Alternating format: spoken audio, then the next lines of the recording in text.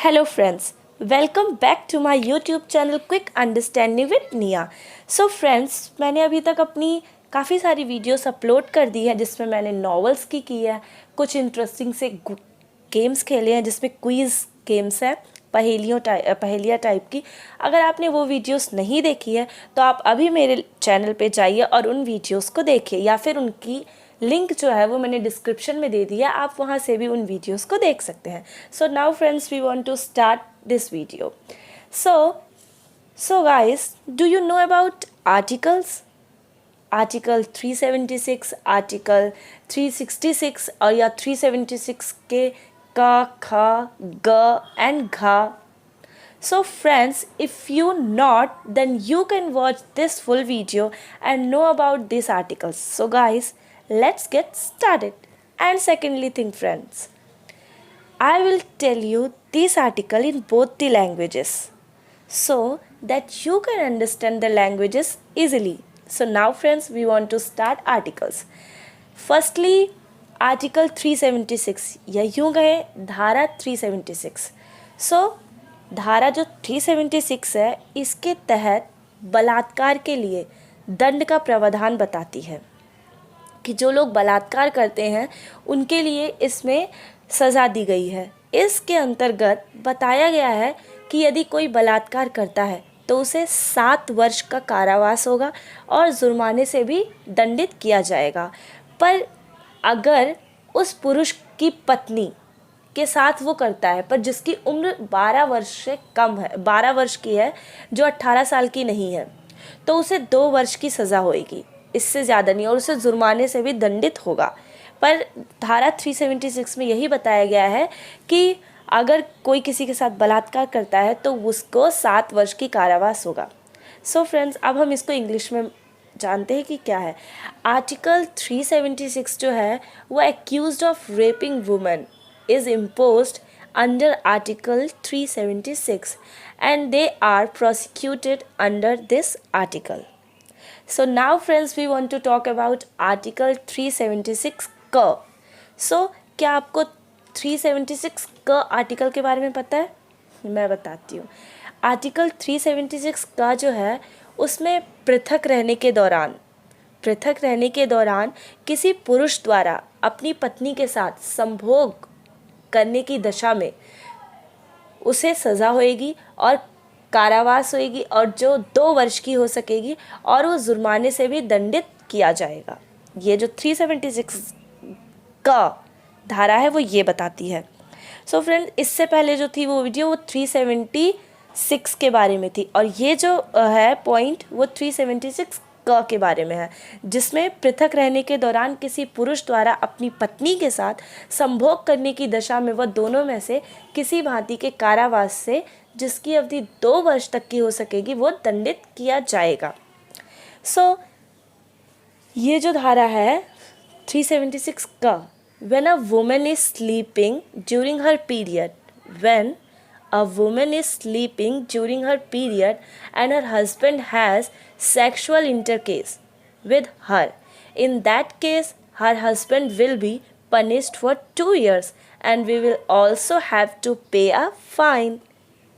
This is called article 376 क. And now we want to talk about article 376 ख. अब हम बात करते हैं आर्टिकल 376 ख के बारे में.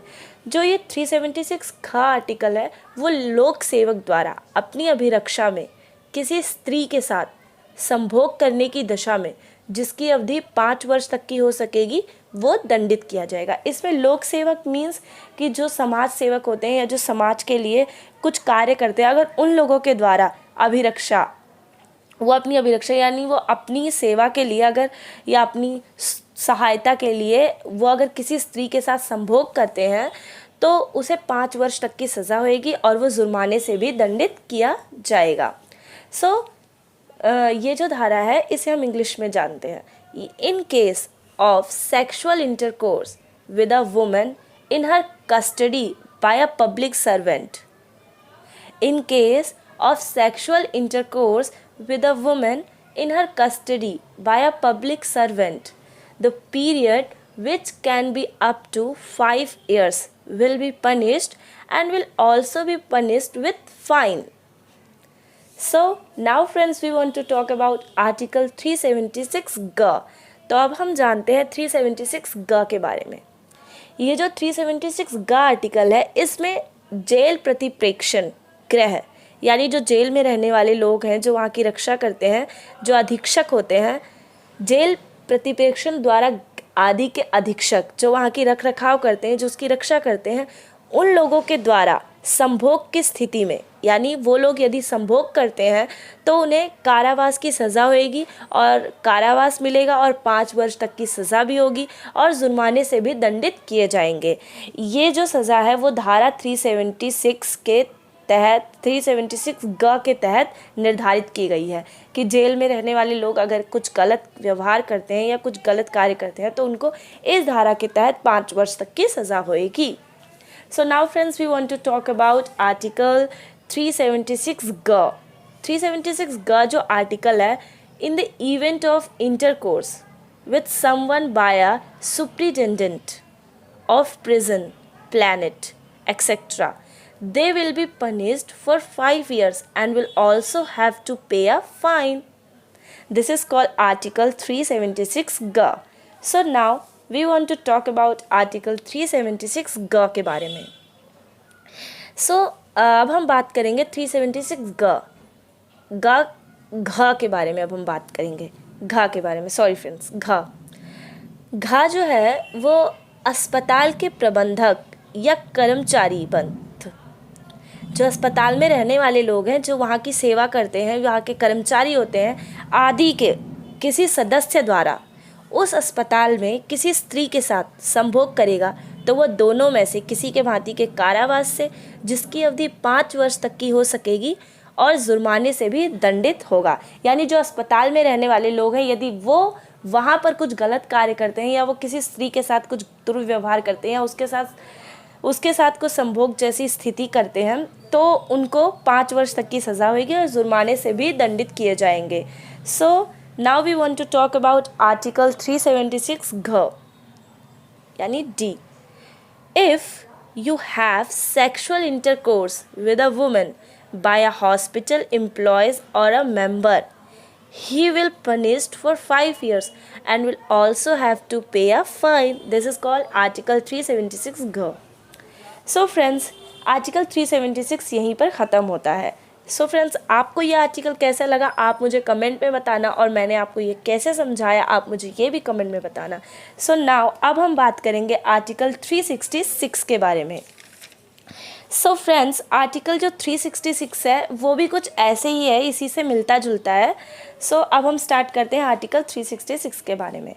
जो ये धारा 366 है, इसके अंतर्गत यदि कोई स्त्री को विवाह करने के लिए अगवा या व्यापरण यानी उसको अगवा करके, उसको किडनैप करके उसकी इच्छा के विरुद्ध विवाह करवाना, स्त्री को विवश करना या उसके साथ संभोग करने के लिए उस स्त्री को विवश या विलुप्त करने के लिए या संभाव्य जानते हुए करेगा, वह दोनों में से किसी के भांति के कारावास से, जिसकी अवधि 10 वर्ष तक की हो सकेगी, दंडित होगा. सो फ्रेंड्स, इस आर्टिकल में ये बताया गया कि यदि स्त्री के विरुद्ध कोई कुछ कार्य करता है या उसकी बिना मर्जी से उसकी शादी के फैसले या उसे शादी के लिए विवश करता है, तो धारा 366 के तहत उसे सज़ा होएगी, जिसकी अवधि 10 वर्ष तक की हो सकेगी, वो दंडित किया जाएगा. सो अब हम इसे जानते हैं कि इंग्लिश में. So now we want to talk about article 366 in English language. Article 366 जो है, under article 366, if a women is forced to Mary